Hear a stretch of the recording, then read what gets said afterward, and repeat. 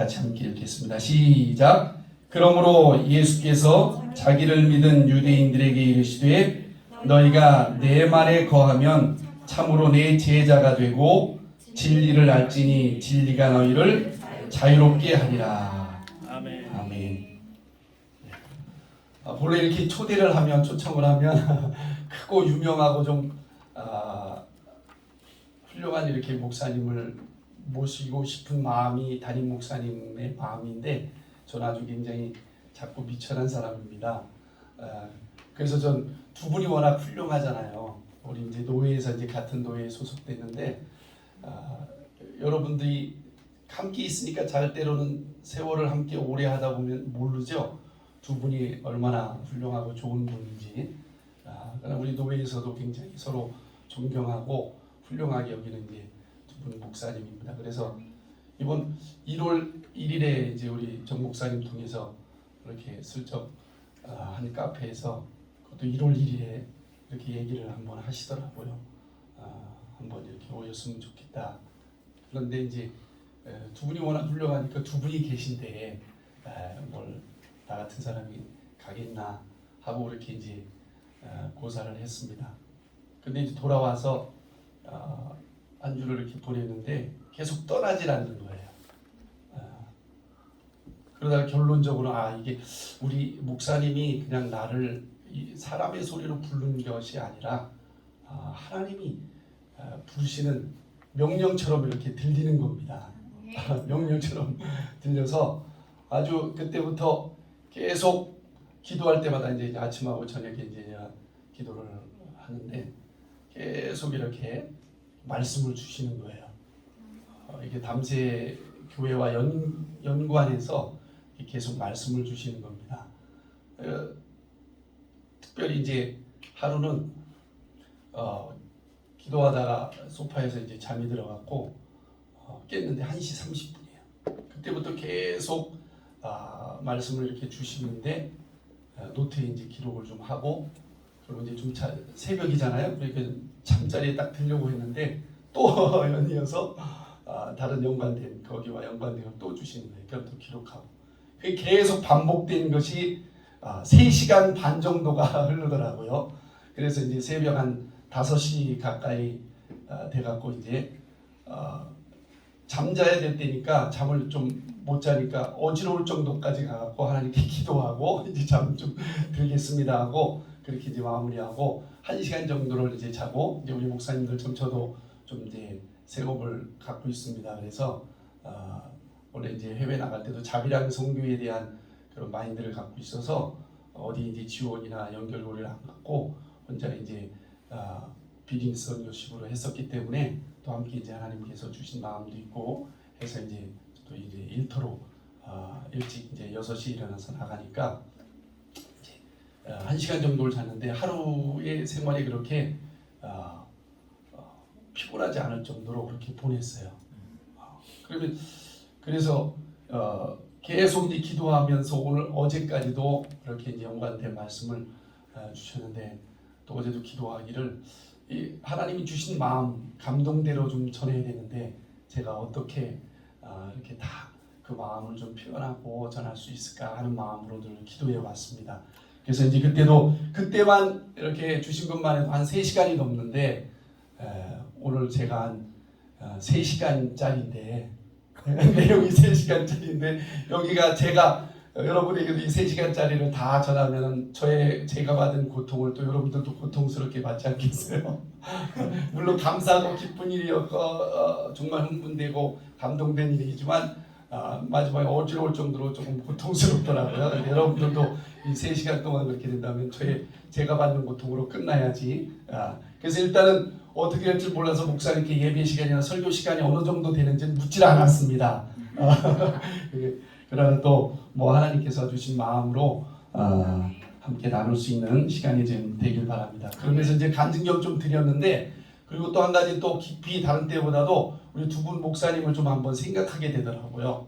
그래서 어떤 성경 구절이 생각나요. 그게 이제 사도행전인데 바울이 2차 전도 여행을 이제 시작할 때 바나바를 만나고 바나바를 통해서 이제 한 마가 마가를 데리고 함께 선교 여행을 가는데 가려고 할 때 서로 의견이 충돌됩니다. 그래서 바울하고 바나바가 심히 다퉜다고 그러더라고요. 그 구절 혹시 기억나세요? 바울이라는 사람, 그 훌륭한 사람과 바나바라는 위로자라는 이름을 갖고 굉장히 덕이 있는 사람인데 그 두 사람이 심히 다퉜다는 거예요. 그래서 결국에는 선교 여행을 따로 우리 이제 보통 쓰는 말로 찢어져서 그러고 갔습니다. 근데 우리도 이제 우리 목사님들이 두 분을 생각하면 어떻게 보면 따로 또 같이라는 그런 그 문구가 생각날 정도로 두 분이 다른 듯 함께하는 그런 분들 아니에요? 굉장히 우리 유 목사님은 긍정의 아이콘이죠. 아주 어느 때든지 긍정적이고 우리 목사님들도 아주 그 인품을 존경할 정도로 나이 드신 분들도 존경할 정도의 그런 분이죠. 근데 우리 정창중 목사님은 굉장히 이제 또 설교도 우리 목사님들도 은혜 받을 정도로 또 이렇게 굉장히 또 잘 전하시고 그러면서도 이제 때로는 할 말을 또 다 하시는 분 아니에요? 네. 그래서 아마 가까이 있는 분은 좀 때로는 그것 때문에 얼굴을 붉힐 때도 있을 거예요. 그런데도 굉장히 또 물러설 때 물러서면서 함께 이렇게 5년여간을 두 분이 바울도 심히 다퉈갖고 헤어지고 찢어졌는데 이렇게 함께 한다는 그 모습이 바울보다 더 훌륭한 두 분이구나. 그런 분을 함께 두 분이나 담임 목사님으로 이렇게 모시고 목회자로 모시는 여러분들이 얼마나 행복할까. 네, 그런 생각을 이렇게 이번에 특별히 그런 마음을 갖고 생각하게 됐습니다. 행복하시죠? 네. 예, 그런 행복감 가운데서 우리가 오늘 이제 본문을 통해서 좀 더 이제 신앙생활을 시작한 분도 계시고 또 오래 신앙생활 하신 분도 계시고 여러 이제 다양한 신앙의 이제 연륜을 갖고 계신데 우리 기독교 신앙의 그 근본된 이 뿌리의 든든한 뒷받침이 무엇인가 이것을 나름대로 이제 제가 여러분들을 만나기 전에 많이 이렇게 깊이 또 상고하게 하시고 생각하게 하신 것을 함께 좀 나누고자 합니다. 오늘 제목이 뭐예요?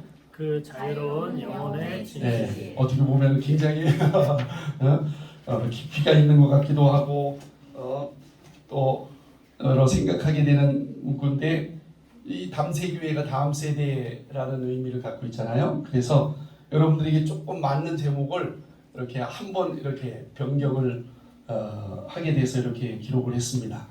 그 자유로운 영혼의 진실. 여러분들 주변에 이제 살다 보면은 주변의 사람들 이렇게 보면 자유로운 영혼이라는 그런 문구를 좀 쓰는 사람이 있죠. 우리 여기도 좀 그런 분이 있으세요? 야, 저 사람은 참 자유로운 영혼 같다. 그런 표현을 쓰는 분이 있어요? 네. 우리 유 목사님도 좀 자유로운 영혼 같지 않아요? 네. 누구 좀 소개할 만한 사람이 있어요? 야, 이 사람은 진짜 자유로운 영혼 같다. 근데 그 의미를 잘 모르는 분이 혹시 있을지 몰라서 어때요? 자유로운 영혼은 어떤 사람을 두고 그렇게 지칭해요? 네? 네, 얼매이지 않고 할 말 다 하고 때로는 자기가 하고 싶은 것 뜻대로 하고 싶은 일을 하면서 사는 사람, 이런 사람을 이제 자유로운 영혼이라고 좀 하지 않습니까? 그래서 때론 그 사람이 좀 부러울 때도 있고, 저도 사실 조금 자유롭지를 못한 영혼 같은 걸 느낄 때가 있어요. 저도 이제 성격이 좀 내성적이거든요. 그래서 이렇게 이런 자리에 사람 있는 곳에 서면 굉장히 이렇게 떨리기도 하고 부끄럽기도 하고 그런 걸 느낍니다. 그리고 오늘도 이제 두 분은 예상이 되고 또 상상을 늘 해왔던 건데 주일은 직접 이제 처음 이렇게 봅니다. 근데 의복도 얼마나 목사님들이 자유로워요. 네? 그래서 저도 그렇게 입고 오려고 그랬는데 그렇게 못하겠더라고요. 이것도 자유롭지 못하거든요. 정말 그러고 싶었는데 넥타이라도 풀고 싶었는데 또 한편에서는 장로님도 계시고 또 어른들도 계신데 그래도 처음 초면인데 넥타이 하고 정장으로 가야 되지 않나 하고 결론을 내리고 이렇게 왔습니다. 아침에 이제 아내가 이렇게 챙겨 이거냐 저거냐 최종적으로 의상 두 개를 선택하는 곳에서 그래도 처음인데 이렇게 한 번은 다음에 오경 그럴 기회가 있어서 간다면 모르지만 초면인데 이렇게 해야 되지 않냐 할 정도로 저도 자유롭지는 못한 사람입니다. 그래서 우리는 그런 사람들을 볼 때 부럽기도 하고 그렇지 못한 성품을 갖고 성격을 갖고 있을 때 굉장히 좋아하기도 하고 오히려 대리만족을 좀 내가 막 자유롭게 못하는 것을 그런 모습을 볼 땐 굉장히 부럽고 또 대리만족을 얻기도 하지 않습니까? 근데 일반적으로는 사실 그 자유로운 영혼이라는 것이 여러 각도에서 보면은 조금 이제 차이가 날 수는 있어요. 어른들이 볼 땐 조금 이제 경망스럽고 좀 버릇이 없고 그렇게 보일 수도 있죠. 그런데 그 결론은 보통 일반적으로 세상에서는 그 자유롭게 사는 결론을 내리는 것은 그 운명이나 숙명 같은 거거든요. 쉽게 얘기해서 인생이라는 게 태어날 때는 순서가 있지만 죽을 때는 순서가 없잖아요. 어떤 때는 어렸을 때 저런 아프리카에서는 어려서 굶주려서 때로는 질병으로 죽기도 하고 또 요즘은 이제 우리나라 같은 경우는 뭐 100세 시대로까지 가니까 굉장히 장수하기도 하고 죽음엔 또 순서가 없습니다. 다 생년월일은 갖고 있어도 죽음엔 순서가 없어요. 그런데 그렇게 인생 살아가는 언젠가는 죽음이란 걸 맞이할 텐데 그게 진리인데 일반 세상에서 알고 있는 진리인데 죽음은 반드시 누구나 피할 수 없는 그런 진리인데 그런데 한평생 살고 내가 사람에게 배워서 또 내가 생활에 배워서 그렇게 살 건가? 아니다 하고 결론을 내려서 그래서 자유롭게 그렇게 살잖아요. 그래서 자기의 모든 지금까지 힘들여 버는 돈을 다 투자해서 여행을 가기도 하고 자기가 하고 싶은 일들을 해나갑니다. 직장 생활을 해도 그의 상사의 눈치도 안 보고 할 말을 다 해가면서 하는 그런 모습들을 봅니다. 그러나 대부분 그런 것들은 거의 그냥 숙명처럼 여겨서 인생을 그런 결론을 내려서 자유롭게 그렇게 살아가요. 그러나 오늘 성경은 그 자유로운 영혼의 진실을 밝히고 있는 겁니다. 정말 자유가 뭐냐? 일반적으로 자유는 참된 것을 얘기하죠. 단어적으로 얘기하면.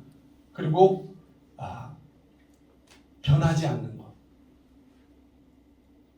어떤 법칙에서 어긋나지 않는 것.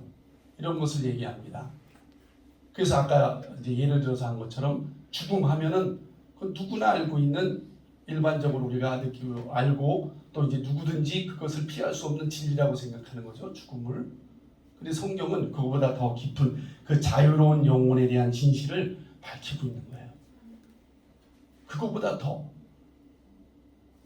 정말 더 깊고 더 영원하고 더 소중한 그 진실을 말씀하고 있는 겁니다. 오늘 성경 본문에 얘기하면은 진리를 알지니 진리가 너희를 자유롭게 한다. 진리를 알게 되면 그 진리가 우리를 자유롭게 한다는 거예요. 여러분 정말 신앙생활하면서 자유롭습니까? 이 자유를 정말 만끽하고 살고 있어요? 이 자유가 있으면 여기 부제로도 뒀지만 자유가 있는 사람이 정말 행복한 거거든요. 행복의 비결은 자유로울 때가 행복한 겁니다. 얽매이지 않고 그리고 정말 자기의 본질을 알고 그래서 삶의 목적을 깨닫고 그 목적대로 내가 살아가고 있을 때 그때가 정말 행복한 겁니다. 그럼 진리가 뭐냐? 여기서 진리를 알면 진리가 너희를 자유롭게 한다고 했는데 진리가 뭐냐? 진리를 알아야 되는데 진리를 모르면 자유롭지 않다는 거예요. 지금 신앙생활하면서도 예배 나오는 게 자유롭지 않다면 아직 진리를 모르는 거죠. 기도하는데 기도하는 것도 이게 내가 시간에 얽매이는 것 같고 기도에 얽매이는 것 같다면 그건 자유로운 게 아닌 겁니다. 찬양하면서도 그 찬양이 저도 처음에 교회 나갔을 땐 정말 예수님을 만나고 이 진리를 알기 전까지는 처음에 저도 이렇게 주변에서 이제 동료를 해서 성가대를 섰습니다. 성가대를 섰는데 저는 어머니도 그렇고 아버지도 그래도 이 노래를 잘 불렀던 분들이거든요. 저희 어머니는 이미자 씨처럼 구성지게 이런 옛날 가요를 잘 부르는 것을 어렸을 때부터 이렇게 들었고 아버지는 옛날에 이제 카세트 있죠. 큰 카세트에 스피커 있고 거기다 이제 카세트 테이프를 꽂아서 하는 것을 이렇게 옛날 흘러간 노래들을 잔뜩 테이프를 사서 테이프 꽂아두고 늘 이렇게 들으셨어요. 그런데 부르시면 굉장히 잘 불렀어요. 그런데 저는 이상하게도 음치입니다. 노래를 잘 못 불러요. 지금은 계속 많이 그런 환경이 안 돼서 그런지 아니면 사춘기를 내성적으로 이렇게 겪어서 그런지 그런 노래와 음악과는 그렇게 접하지 못해서 그런지 이렇게 노래를 잘 못했습니다. 그런데 이제 교회 학생 때 친구의 전도를 통해서 교회 갔을 때 성가대를 썼는데 정말 노래를 못 부르니까 얼마나 불편하겠어요. 부자연스럽겠어요. 그래갖고 입만 뻥긋뻥긋하고 따라했습니다. 그래서 베이스를 했는데 베이스에 옆에 이제 그래도 잘 부르는 형님이 있어서 그 형님이 부를 때 그 음을 쫓아서 이렇게 들었어요. 근데 어느 날은 이분이 안 나오시면 저는 그냥 소리를 전혀 못 내고 입만 뻥긋거린 겁니다. 얼마나 부자연스러워요. 자유롭지 못했죠. 그러니까 이렇게 내가 거기 음악에 대해서 알고 그것을 더 정말 깊이 깨닫고 거기서 배우고 그걸 자유롭게 부를 수 있을 때가 얼마나 또 행복합니까? 저도 하나님께서 내게 찬양을 잘할 수 있는 그런 달란트를 주셨다면 정말 음악 목회를 하고 싶을 정도로 이렇게 찬양을 하면 그 찬양 속에 내 마음과 하나님께 대한 신앙을 막 실어서 할 때의 그 영감과 그 기쁨이 너무 감격스럽거든요. 그걸 막 마음껏 그렇게 표현하고 싶은데 그래서 그렇게 하시는 분들 그런 모습들을 보면 정말 너무 부러웠습니다. 이 자유라는 것이 자기에게 그런 행복을 가져다 주는 거죠. 그럼 내가 지금 자유롭지 못하다. 그럴 때는 이 아직 진리를 알지 못하기 때문이라는 거죠. 그럼 진리가 뭐냐? 이게 중요하죠. 정말 진리가 뭐냐? 성경에서 말하고 있는 이 진리가 무엇이냐? 근데 자, 요한복음 14장 6절에 진리가 뭐라고 말씀하고 있어요? 예수께서 내가 진리라는 겁니다. 내가 진리라는 거예요. 예수께서 진리를 알면 진리로 인하여 진리가 우리를 내가 자유롭게 되려는 어떤 의지를 갖고 해서가 아니라 진리가 나를 자유롭게 한다는 겁니다. 근데 그 진리가 뭐냐? 예수께서는 내가 진리라는 거예요. 네. 진리가 어떤 하나의 단어나 문장이나 삶의 형태가 아니라 성경은 분명히 정확하게 예수께서 내가 진리라는 겁니다. 그럼 왜 그분이 진리가 될 수 있느냐? 자신이 말씀하고 있어요. 내가 진리인 이유가 있다는 겁니다. 그럼 진리와 반대되는 것은 거짓이잖아요. 진실이라고도 할 수 있는데 거짓이 있어요. 그게 뭔지 요한복음 8장 동일한 지금 본문에 있는 말씀처럼 8장 44절에 보면 이렇게 성경이 혹시 이제 없는 분도 있으니까 제가 한번 읽어드릴게요. 자, 44절에 너희는 너희 아비 마귀에게서 났으니 너희 아비의 욕심대로 너희도 행하고자 하느니라. 그는 처음부터 살인한 자요 진리가 그 속에 없으므로. 정확히 얘기하죠. 예수께서는 직접 자기가 나는 진리라고 했는데 이 악한 자, 곧 마귀는 뭐라고 했는지 어떤 존재냐면 진리가 그에게는 없다는 거예요. 그래서 그는 진리에 서지 못하고 거짓을 말할 때마다 어떤 것으로 제 것으로 얘기한다는 겁니다. 자기 것으로. 그렇게 말을 하는데 이는 그가 거짓말쟁이고 거짓의 아버지라는 겁니다. 그럼 그 거짓의 시작이 어디냐? 바로 창세기 1장부터 3장에 쭉 창조부터 나오죠. 그래서 인간을 지으시고 하나님께서 아담을 택하셔서 에덴 동산에 지키기 위해서 에덴 동산지가가 되게 합니다. 그럴 때 하나님이 말씀하신 게 있죠. 뭐라고 하셨어요? 너희는 동산에 있는 모든 실과는 너희가 마음껏 먹으라는 거예요. 그리고 뭐라고 말씀하셨어요? 동산 중앙에 있는 실과는 그 나무에 있는 실과는 먹지 말라. 이렇게 명령하셨어요. 그러니까 이 동산 중앙에 있는 나무의 실과는 무슨 독소가 있어 독이 있어서 그런 것이 아니라 먹고 있으니까.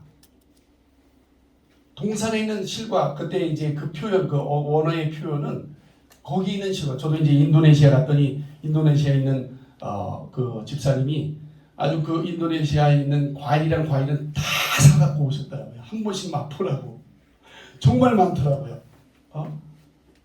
그런데 그거보다도 더 풍성한 이 세상에 있는 모든 과일이 에덴 동산에는 다 있다는 표현을 그렇게 하고 있는 거예요.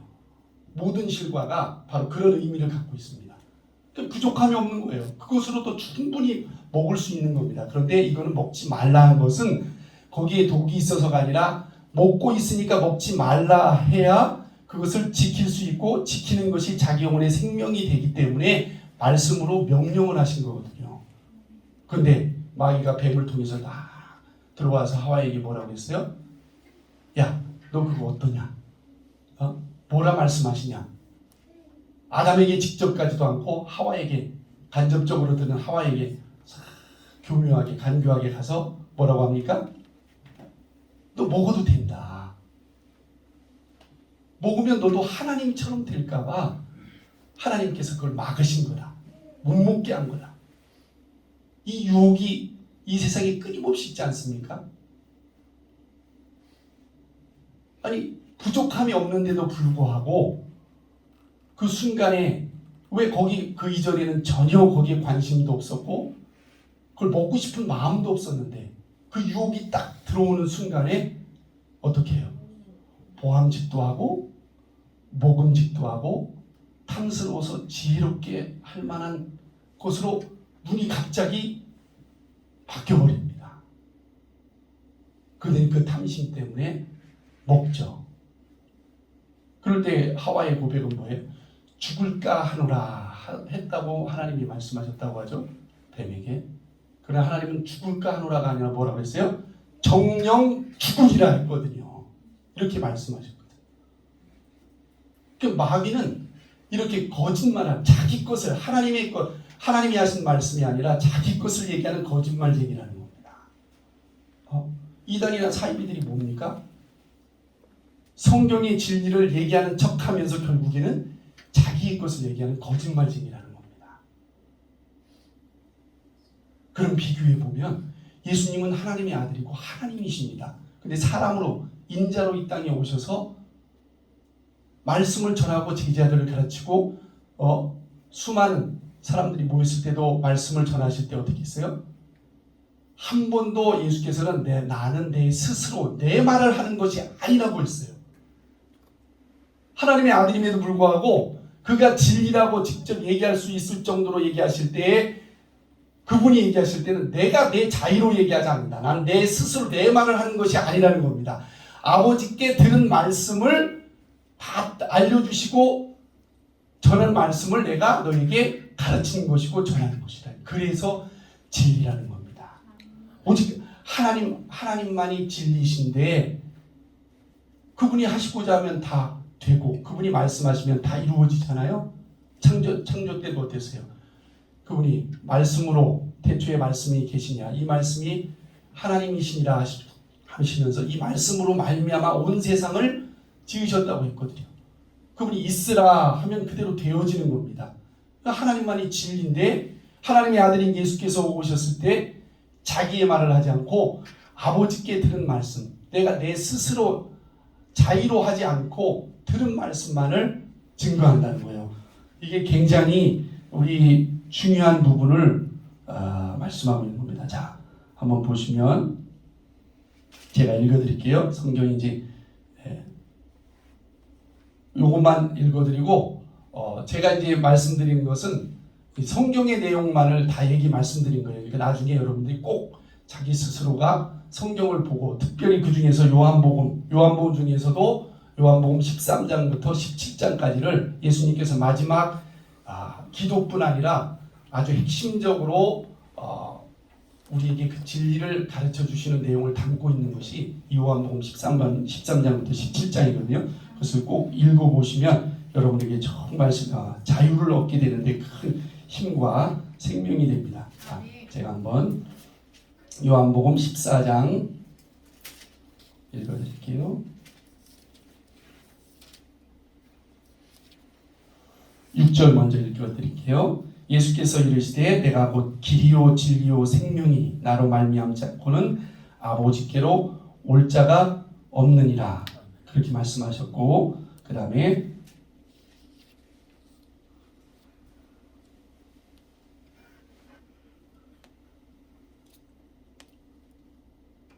24절에 보면 나를 사랑하지 아니하는 자는 내 말을 지키지 아니하나니 너희가 듣는 말은 내 말이 아니오 나를 보내신 아버지의 말씀이니라.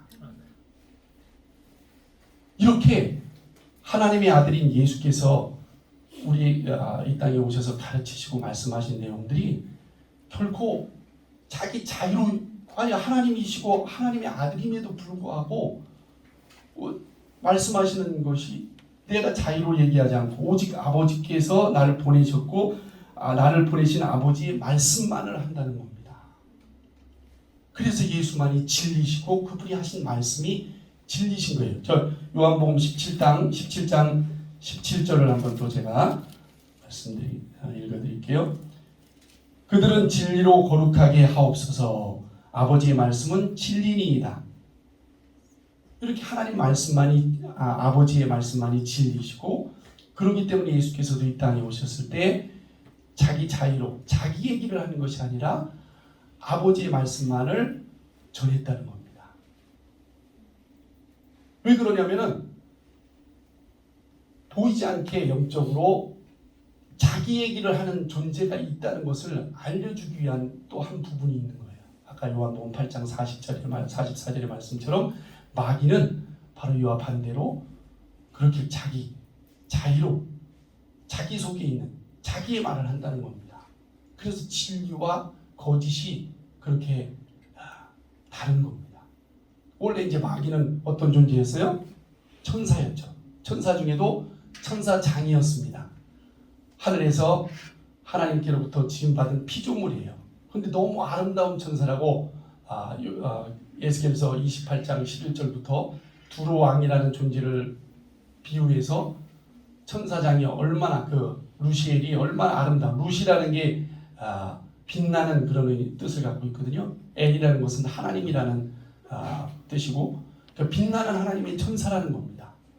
얼마나 아름답고 거기다가 음악을 담당해서 정말 화려하게 그렇게 하나님의 보좌를 높이고 하나님의 이름을 영광스럽게 했던 하늘의 천사장, 천사 그냥 일반 천사도 아니고 천사장급의 그런 존재였는데 그래도 아무리 아름답고 화려해도 피조물이거든요. 하나님께로부터 지음받은 피조물이고 그 피조물인 천사는 어떤 존재인가? 여러분들이 천사가 어떤 존재인지를 알면 여러분들도 신앙생활하는데 굉장히 유익해요. 자, 시편 103편 20절 한번 보겠습니다.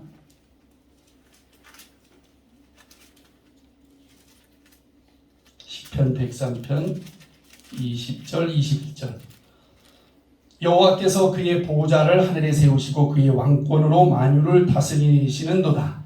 능력이 있어 여호와의 말씀을 행하며 그의 말씀의 소리를 듣는 여호와의 천사들이여 여호와를 송축하라. 그에게 수종들며 그의 뜻을 행하는 모든 천군이여 여호와를 송축하라. 천사도 하나님의 말씀을 듣고 그 말씀을 따라 그 뜻대로 순종하며 행하는 존재, 하늘의 심부름꾼이 천사라는 겁니다. 예수님을 믿고 하나님의 자녀로 거듭나면 이렇게 우리도 천사들을 부릴 수 있는 권세가 있다고 히브리서 1장부터 계속 천사와 우리의 존재도 그렇게 비교하면서 말씀하고 있는 거예요. 구약에는 천사에게 막 엎드려서 아브라함도 막 절하고 그랬죠. 그런데 하나님의 자녀라는 권세를 가진 예수 하나님의 아들로 말미암아 하나님의 자녀된 권세를 가진 자들은 천사도 그렇게 부릴 수 있다는 겁니다. 기도를 통해서 하나님의 말씀을 가지고 기도하며 하나님께 간구할 때 천사를 명하며 천사를 그렇게 부릴 수 있다는 거예요. 예수님께서도 십자가에 이제 못 박혀 죽기 전에 죽으시기 전에 뭐라고 그랬어요?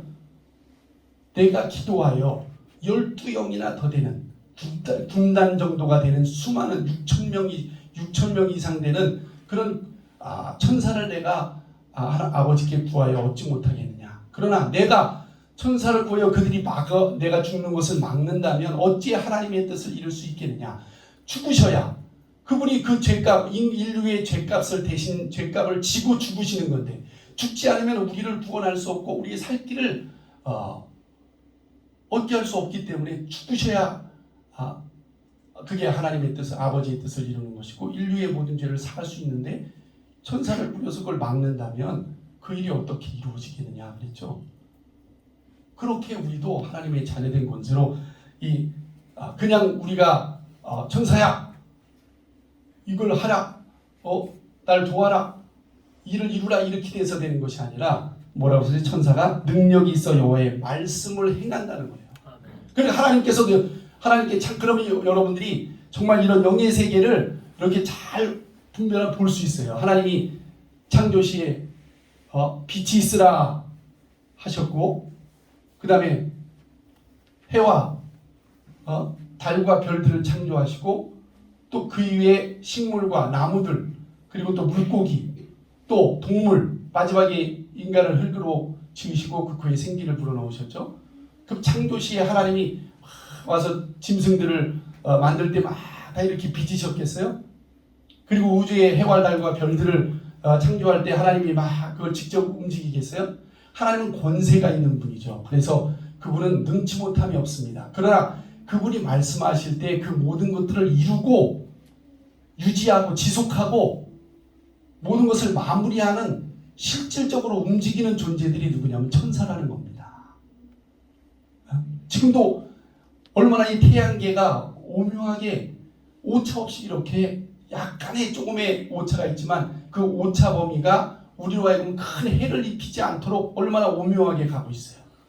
물론 요즘에 환경이나 이런 날씨에 큰 변화가 있어갖고 따뜻한 지역도 때론 영하로 내려가기도 하고 눈이 갑자기 많이 오기도 하고 비가 많이 폭우가 쏟아지기도 하는 그런 일들이 있지만 그것이 정말 인류의 멸망을 가져올 만한 그 정도까지는 아직 아니잖아요. 그걸 유지시키고 지속시키는 것이 무엇이겠어요? 진리 대신 하나님의 말씀으로 이루어지고 있다는 겁니다. 얼마나 지금도 조금만 더 이 태양계 주변을 돌고 있는 이 지구가 조금만 더 앞으로 가면 어떻게 돼요? 다 타죽죠. 그리고 조금만 더 뒤로 물러서면 어떻게 돼요? 다 얼어 죽습니다. 그런데도 이게 얼마나 자전과 공전을 이용해서 오묘하게 지금 태양 주변을 돌고 있는 거예요. 이것을 어떻게 보면 그게 인력과 또 여러 과학적인 법칙에 의해서 과학자들은 그것을 발견해서 그것을 그렇게 정리를 하고 있지만 원심력이나 인력을 통해서 이루어진다고 정리하고 있지만 영적으로 보면 뭐예요? 천사들이 붙들고 있는 겁니다. 그런데 마지막 때는 뭐라고 그랬어요? 하나님이 그거를 탁 명령하면 놓게 되면 이게 완전히 다 무너진다는 겁니다. 그게 종말이에요. 그게 하나님의 말씀이라는 게 얼마나 위대한가. 그 일을 직접 이루고 그 뜻을 행하는 보이지 않지만 영적으로 그들이 존재하고 있어서 이루고 있는 이 지구뿐 아니라 이 우주의 신비들이 얼마나 오묘한가. 그걸 볼 수 있는 겁니다. 그런데 우리의 진정한 신앙의 중심이 어디에 서 있어야 되냐? 진리를 알아야 된다. 아멘. 그 진리 대신 예수께서 진리의 하나님 아버지의 말씀만을 전하시다가 마침내 그분은 가셨어요. 그런데 예수께서는 뭐라고 하셨어요? 내가 떠나가는 것이 유익하다는 겁니다. 요한복음 16장에는 내가 떠나가는 것이 유익하다. 내가 떠나가지 않으면 또 한 분의 진리 되신 분이 있다는 거예요. 누구예요? 성령. 예수 그리스도는 진리로 이 땅에 오셨지만 그분을 뵈려면 사람으로 오셨기 때문에 인자로 오셨기 때문에 그분을 만나러 가려면 시간적 공간적 제한이 있습니다. 그러나 성령은 그분이 이제 올라가신 승천하신 후에는 성령 하나님의 영 곧 하나님이 영이신 하나님이 우리에게 직접 이제는 우리 안에 오신다는 거예요. 아멘. 그게 성전의 의미입니다. 구약의 성전도 그 마지막 끝은 바로 하나님이 임재하시는 거고 신약에 와서 예수 그리스도를 통해서 그분이 모든 아버지의 뜻을 이루고 말씀을 다 순종하여 이루신 이후에 우리에게 최종적으로 우리에게 보내신 성령, 그분이 진리의 영이시라는 거예요. 자, 한번 제가 또 읽어드릴게요. 하나씩만 읽어드릴게요. 그러나 그 이후에는 여러분들이 직접 우리의 신앙의 중심이 어디에 있는가를 알고 그거를 꼭 찾아보시고, 여기 이제 저도 오늘 주보를 보니까 2003년 신앙 회복 훈련 그 중에 하나가 가운데 하루 3장 성경 읽기가 있는데 그 중요성을 여러분들이 오늘을 통해서 꼭 염두에 두고 하나님과의 인격적인 말씀으로 만나는 시간을 위해서라도 꼭 읽으시기 바랍니다. 자, 16장 13절에 보면 그러나 진리의 성령, 그 12절부터 읽을게요. 내가 아직도 너희에게 이를 것이 많으나 지금은 너희가 감당하지 못하리라. 그러나 진리의 성령이 오시면 그가 너희를 모든 진리 가운데로 인도하시리니 그가 스스로 말하지 않고 오직 들은 것을 말하며 장래일을 너희에게 알리시리라. 아멘. 그 성령도 진리의 영이에요. 근데 그분도 스스로 얘기한다고 그랬어요? 아니라는 거예요. 예수께서 하신 말씀만을 이제는 예수 그리스도는 아버지 진리 되신 하나님의 말씀만을 오셔서 전거했고 그 다음에 가신 후에는 진리의 성령을 보내시는데 그 성령은 예수 그리스도의 하신 말씀만을 전하는 분이기 때문에 진리의 영이시라는 거예요. 아멘. 이게 우리의 마지막 우리 인간의 존재의 아주 최종적 목적을 갖고 있는 겁니다. 자, 우리 인간을 하나님께서 창세기 2장 7절에 뭐라고 주셨어요? 하나님이 흙으로 사람을 지으시고 그 코에 생기를 불어넣으면 생명이 된지라. 그 이전에는 1장 27절에는 하나님이 자기 형상, 하나님의 형상의 모양대로 우리를 지으셨다는 겁니다. 그러니까 이 세상의 모든 짐승들은 오늘 우리 베키 얼마나 예뻐요. 아주 너무 아주 그냥 핸섬하잖아요. 암컷인가요? 수컷인가? 여자예요. 네, 아주 너무 예쁘죠. 또 그냥 잘 정말 이렇게 집에서 키우셔갖고 깔끔하고 너무 예쁘잖아요. 근데 걔는 개의 형상만이, 걔는 개라는 겁니다. 강아지는 강아지의 형상을 가지고 있다는 거예요. 원숭이는 원숭이의 그 형상 그대로라는 거예요. 하나님이 창조시에 다른 것을 이렇게 형상을 따라서 한 게 아니라 각각 그 모양대로 그렇게 지으셨다는 겁니다. 소는 소대로.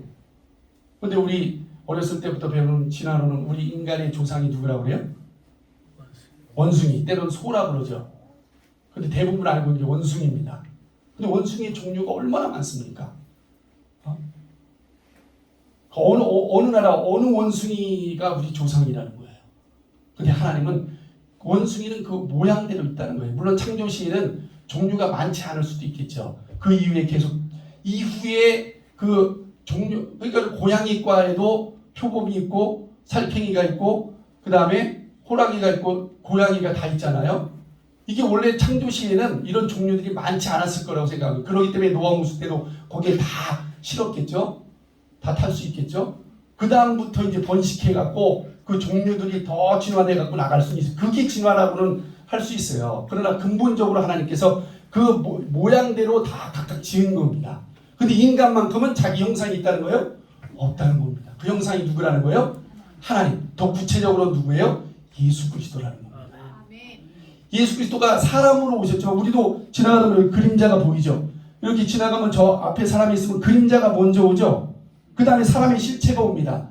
그러니까 예수님을 인자라고 한 것은 사람의 아들이라는 표현은 이미 이 땅에 오실 분으로 예정된 분으로 하나님 아들이 인자로 이 땅에 오실 참 사람이라는 거예요. 우리는 예수 그리스도의 형상에 우리는 물론 우리의 인격과 우리의 모든 하나님과 같은 그런 어떤 창조력을 갖고 있는 존재로서의 형상을 그렇게만 얘기하지만 성경은요 정말 우리의 그분의 모양을 닮은 존재라는 거예요.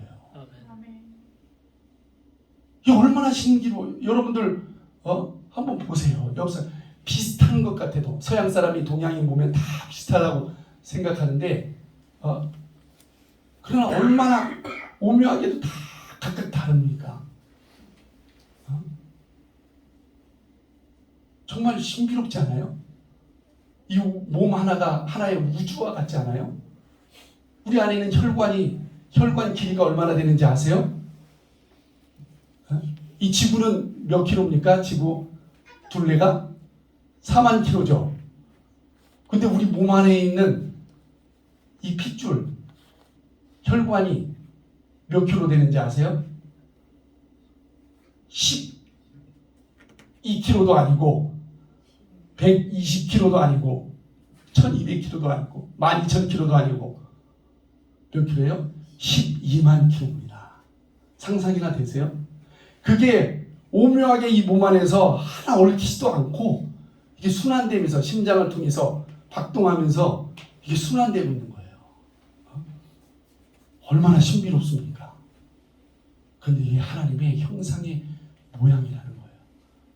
그럼 형상이 있으면 형상이 있고 그 형상을 따라 쉽게 얘기하면 우리 여성분들이 요즘 뭐 남자들도 많이 하지만 우리 설거지할 때 뭐 맨손으로 하지만 뭐를 껴요? 고무장갑을 끼죠. 그 고무장갑은 뭐의 형상의 모양이에요? 우리 손이라는 형상의 모양입니다. 그 목적이 뭐예요? 그 고무장갑은? 손을 보호하고 손을 닦는 겁니다. 손을 닦는 데 목적이 있는 거예요. 우리 인간의 존재의 목적은 뭐겠어요? 하나님의 형상의 모양이면 하나님의 형상의 모양으로 지음받았다는 것은 하나님을 모시고 하나님을 똑같이 그냥 표현을 하면 하나님을 닮는 존재인 거예요. 그게 최종적으로 완성된 게 언제냐면 성령이 오실 때 하나님의 영이 우리 안에 하나님의 말씀도 우리 안에 오지만 이제는 인격을 가진 성령이 우리 안에 오실 때 하나님의 형상의 모양의 완성이 그렇게 이루어지는 거예요. 그렇기 때문에 그것이 이루어지면 진정한 정말 자유가 있는 겁니다. 그래서 예수께서는 너희는 이 세상이 다가 아니다. 내가 오면 너희를 다시 데려갈 것이다. 아버지 집에는 거처할 곳이 많다.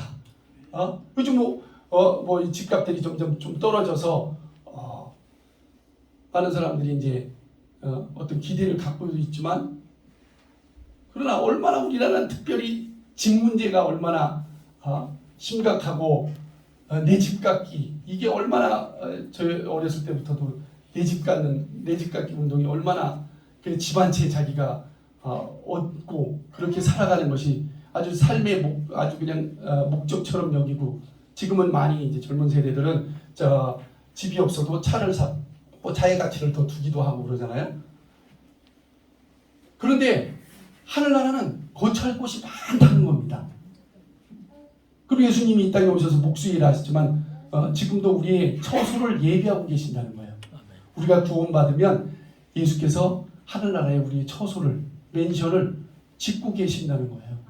천사들을 데리고 우리의 각각의 우리가 영원히 거할 처소를 지고 만들고 계시다는 겁니다.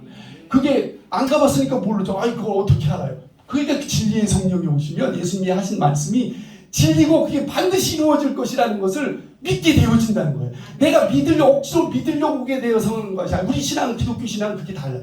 내가 돌을 닦고 스스로 자기가 막 뭔가 고행을 해서 뭔가 터득하려고 하는 게 우리 기독교 신앙이 아니라는 겁니다.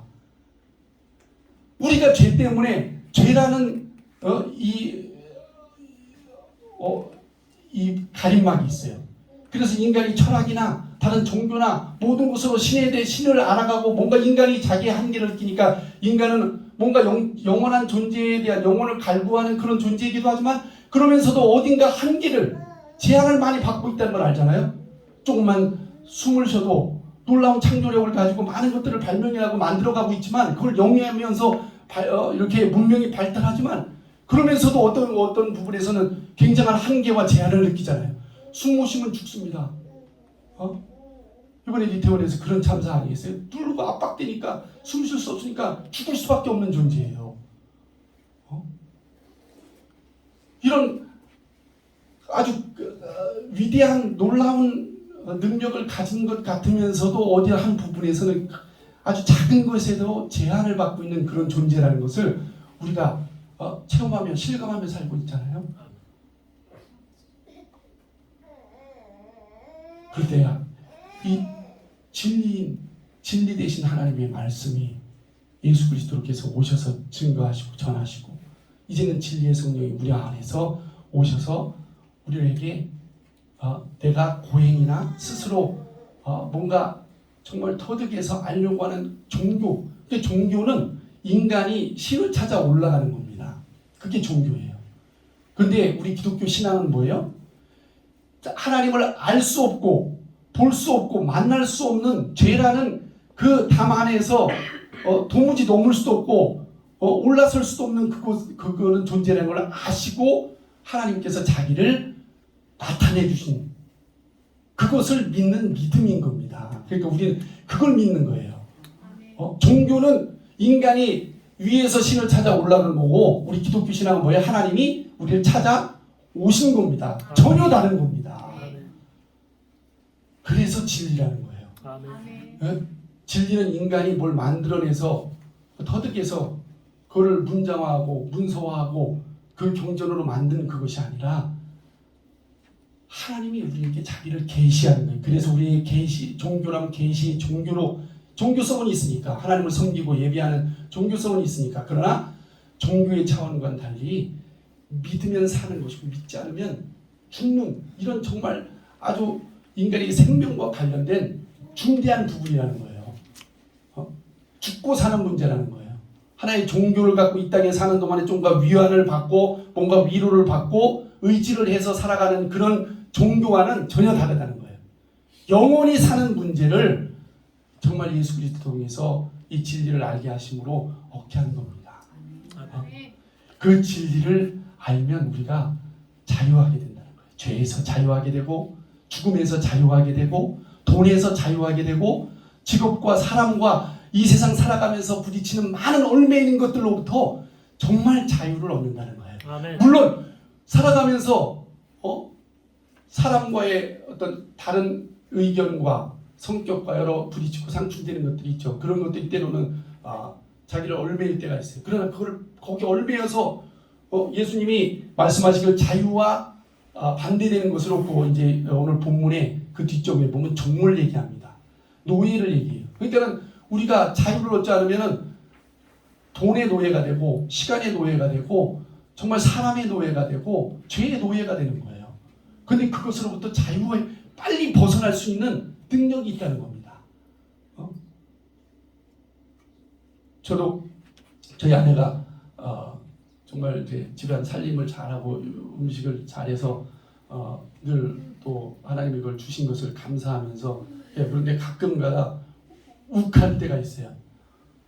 근데 저는 이제 어렸을 때부터 어머니도 집안에서 아버지가 워낙 가부장적이었는데 어머니 이제 막내로 자라셨다가 가정을 이루고 정말 할아버지 슬하에서 굉장히 사랑받고 그렇게 사셨던 분이고 그리고 이제 시골에 이제 제 할아버지가 이 산 중턱 정도에 이제 집을 짓고 이렇게 사셨는데 마을에 이제 좀 못 먹는 분이나 어려운 사람들이 꼭 이제 찾아오면 밥상 차려서 주고 굉장히 성품이 좋으시고 인격적으로도 굉장히 훌륭하신 분이었습니다. 그 밑에서 이제 어머니가 잘하셔서 집에 이제 살림을 하시면서 아버지와 이제 아버지한테 듣는 여러 가지 이제 말이나 환경에 대해서 좀 다툼이 될 때 있어요.